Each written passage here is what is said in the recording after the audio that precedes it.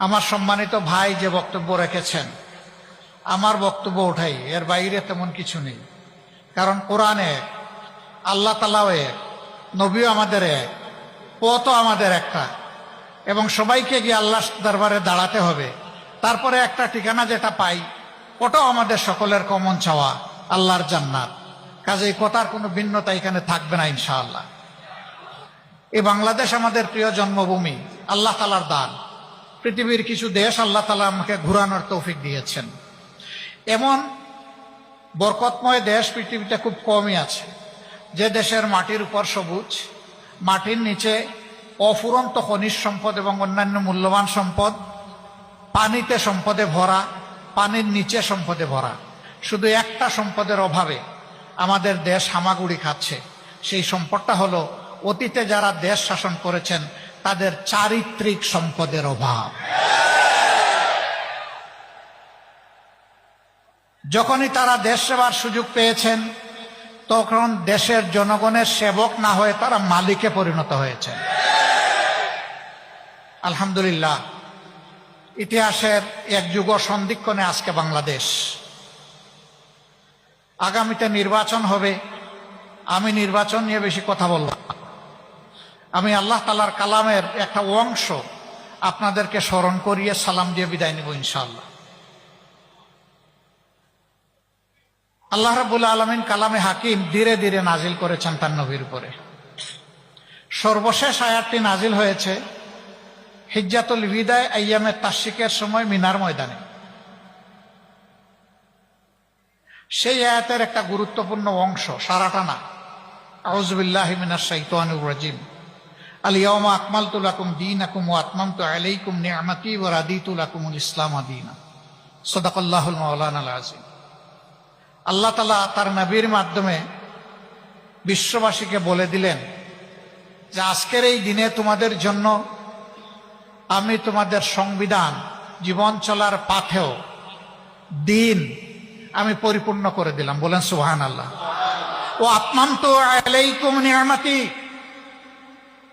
আর আমি স্রষ্টা প্রভুর পক্ষ থেকে তোমাদের জন্য যত নিয়ামত, এই নিয়ামতের এইটাকেই জুরিয়া বানাই দিলাম। এর বাইরে কোনো নিয়ামত তালাশ করলে কোথাও পাওয়া যাবে না।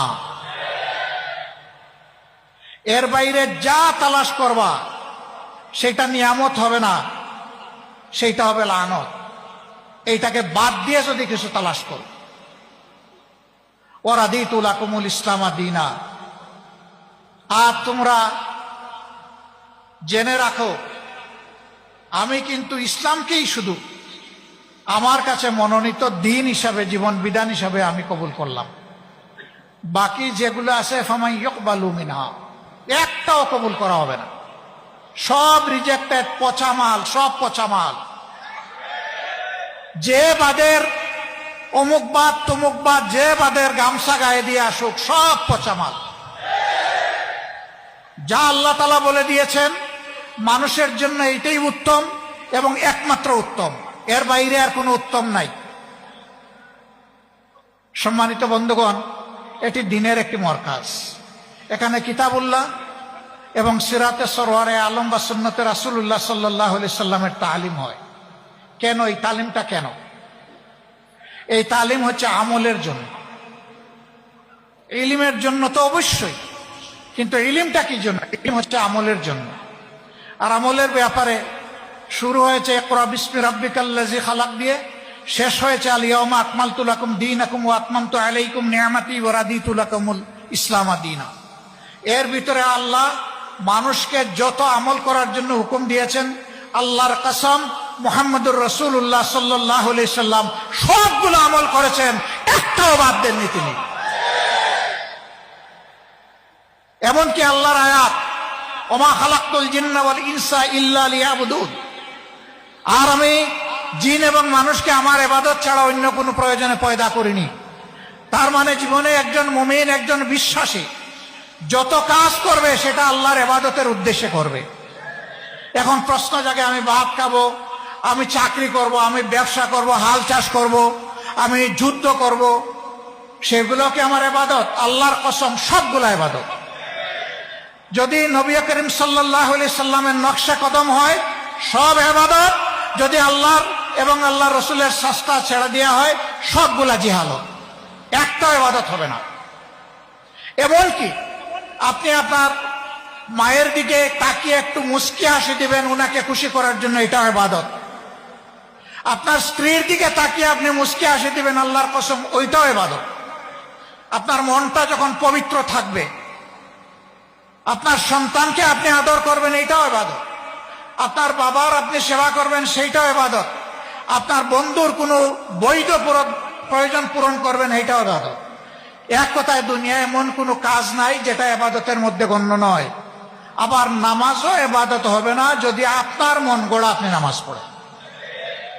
একটু পরে ইনশাআল্লাহ আল্লাহ তাআলা হায়াত দিলে, সুস্থ থাকলে সালাতুল মাগরিব আমরা আদায় করব। এটার ফরজ কয় রাকাত? বাংলাদেশে 3 রাকাত, আমেরিকায় কয় রাকাত, ইউরোপে কয় রাকাত, মিডল ইস্টে কয় রাকাত? এটা কেউ বদলাতে পারবে? কেউ যদি বলে যুগের ব্যবধানে আমাদের ইমান দুর্বল হয়ে পড়েছে, ঘাটতি পূরণের জন্য আজকে 4 রাকাত পড়ে নেই, তার নামাজ কবুল হবে? আল্লাহ তাআলার বিরুদ্ধে বিদ্রোহের শামিল হবে। আল্লাহ যে সীমারেখা ঠিক করে দিয়েছেন এটা ধরে টান দেওয়ার অধিকার কারণে। সম্মানিত ভাইরা, নামাজে তো শান্তি আছে, মসজিদের ভিতরে তো শান্তি পাই, এই মাহফিলেও আমরা শান্তি আর শান্তি দেখতে পাচ্ছি। কিন্তু নামাজ মাহফিল সম্পন্ন করে যখন রাস্তায় যাই, কর্মক্ষেত্রে যাই, চাকরিতে যাই, ব্যবসায় যাই, পরিবারে যাই, সমাজে যাই, রাষ্ট্রে যাই, দুনিয়ায় যাই, তখন কি এই শান্তিটা পাই? কেন পাই না? আফাতুমিনুনা বিবাদিল কিতাবি ওয়া তাকফুরুনা বিবাদ। তোমরা কি আমার কিতাবের কিছু অংশ মানবা আর কিছু মানবা না? কিছুর উপর ঈমান আনবা আর কিছুতে তাকফির করবা, অস্বীকার করবা। ফামা জাযাউ মান ইয়াফআলু যালিকা মিনকুম, তোমাদের মধ্য থেকে যে এরকম আচরণ আমার কিতাবের সাথে করবে, অর্থাৎ কিছু মানবে আর কিছু মানবে না, মতলবী মানা, সুবিধাবাদী মানা, ইল্লা খিজয়ুন ফিল হায়াতিদ দুনিয়া, তার জন্য আমার পক্ষ থেকে উপহার হচ্ছে আমি চরমভাবে দুনিয়ায় তাকে বেইজ্জত করব।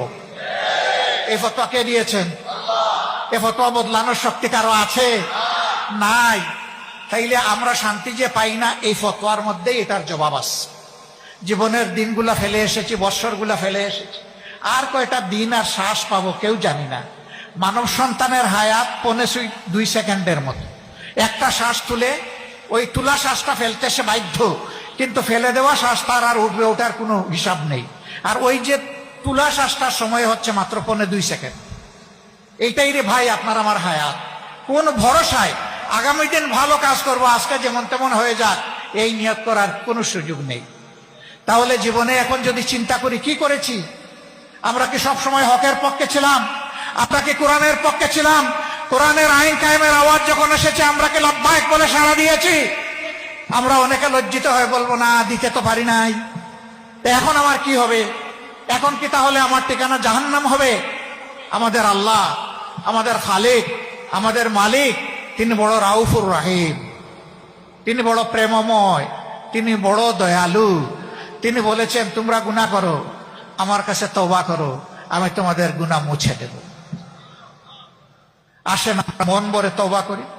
ফেলে আসা দিনগুলোতে আল্লাহর সাথে যত নাফরমানি করেছি, আল্লাহর কালামের সাথে যত নাফরমানি করেছি, রাসূল মাকবুল সাল্লাল্লাহু আলাইহি ওয়াসাল্লাম এবং সাহাবায়ে কেরাম রিদওয়ানুল্লাহি তাআলা আলাইহিম আজমাইনের রেখে যাওয়া আমানতের সাথে আমরা যত উল্টাপাল্টা কাজ করেছি, সবগুলোর জন্য আমরা একসাথে আল্লাহর দরবারে হৃদয় বিগলিত চিত্তে আমরা তওবা করি।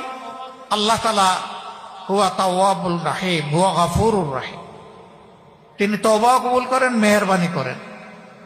সেই আল্লাহ, নবী বলছেন মানুষ যদি ভুল করে আল্লাহর কাছে তওবা না করত, আল্লাহ আরেকটা জাত পয়দা করতেন যারা ভুলও করতো তওবাও করতো। সুবহানাল্লাহ, এত ভালোবাসেন আল্লাহ তওবাকে।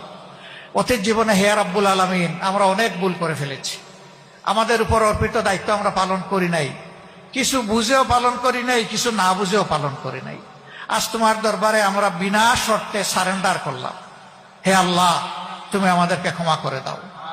আস্তাগফিরুল্লাহ আল্লাযী লা ইলাহা ইল্লা হুয়াল হাইয়ুল কাইয়্যুম ওয়া আতুবু ইলাইহি ওয়ালা হাওলা ওয়ালা কুওয়াতা ইল্লা বিল্লাহিল আলিয়্যিল আযীম। আমরা শপথ নিব, হে আল্লাহ, আজকে থেকে নতুন জীবন দাও আমাদের। এই নতুন জীবনের মাধ্যমে আগামীতে তোমাকে আমরা কথা দিচ্ছি, ওয়াদা করছি, অঙ্গীকার করছি, আল্লাহ তোমার সাথে আর নাফরমানি জেনে শুনে করব না। তুমি আমাদের এই তওবাকে কবুল করো, ওয়াদাকে কবুল করো। আগামীতে যে নির্বাচন আসবে, এখানে হক বাতিলের মাঝে ফয়সালা হবে। আপনারা কার পক্ষে থাকবেন? কেউ যদি লাল চোখ দেখায়, কার পক্ষে থাকবেন? লাল চোখকে পরোয়া করবেন? পরোয়া কাকে করবেন? পরওয়ারদিগার আল্লাহ তাআলাকে পরোয়া করব, আর কাউকে আমরা পরোয়া করি না। সম্মানিত ভাইরা, এটা ভোট নয়, এটা একটা বেটো পাওয়ার, বেটো। ভুল করলে আল্লাহর দরবারে জবাব দিতে হবে। বিবেকের আলোকে ভোটটা দিবেন, হকের পক্ষে থাকবেন, দুর্নীতির বিরুদ্ধে অবস্থান নেবেন, দিনের পক্ষে অবস্থান নেবেন, আল্লাহর কালামের জন্য যারা সংগঠিত হবে তাদের পক্ষে অবস্থান নেবেন, তাদের জন্য দোয়া করবেন, তাদের পাশে থাকবেন। আমরা একসাথে লড়াই করবো ইনশাআল্লাহ, আল্লাহর রাজ কায়েম করার জন্য, দুর্নীতি মুক্ত বাংলাদেশ গড়ার জন্য। আমরা কারো সাথে আপোষ করব না। ওই বাংলাদেশ না গড়া পর্যন্ত আমরা থামবো না ইনশাআল্লাহ। আমাদের জন্য শুধু দোয়া করবেন, শয়তান যেন আমাদের মধ্যে কোনো বিভ্রান্তি সৃষ্টি করতে না পারে, শয়তান যেন লজ্জিত হয়ে পরাজিত হয়ে পালিয়ে যায়, মুমিনদের জন্য বিজয় হয়। আল্লাহর কসম, আমরা কোনো দলের বিজয় চাই না, আমরা আল্লাহ তাআলার দ্বীনের বিজয় চাই, আমরা জনগণের বিজয় চাই। এই মুসলিম জনগণ আর জালিমের হাতে নিষ্পেষিত হোক। হে আল্লাহ, তুমি এই বিপদ থেকে এই জাতিকে তুমি রক্ষা করো এবং জুলুমের বিরুদ্ধে দাঁড়ানোর তৌফিক তুমি দান করো।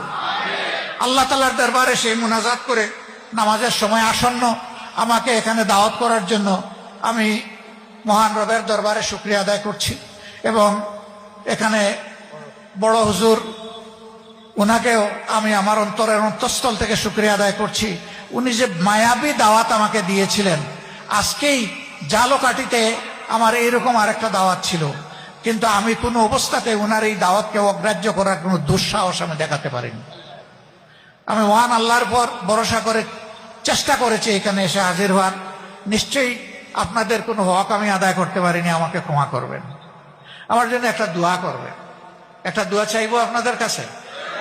আমি আল্লাহর জন্য, আল্লাহর দ্বীনের জন্য রক্তমাখা চাদর নিয়ে শহীদ হয়ে আল্লাহর দরবারে হাজির রাখতে চাই। জীবন তো একটা, জীবন তো দুইটা পাবো না, আর এই মৌত হচ্ছে সবচেয়ে লোভনীয় মৌত। এই রক্তের চাদর গায়ে দিয়ে ইয়ামুত তাগাবুনে, হার জিতের দিনে মহান রবের দরবারে দাঁড়াতে চাই। একটুখানি দোয়া করবেন আপনারা ইনশাআল্লাহ। এটা বড় দুর্বল হয়ে গেল। জাযাকুমুল্লাহু খায়রান, বারাকাল্লাহু ফি হায়াতিকুম। আসসালামু আলাইকুম ওয়া রাহমাতুল্লাহি ওয়া বারাকাতুহু।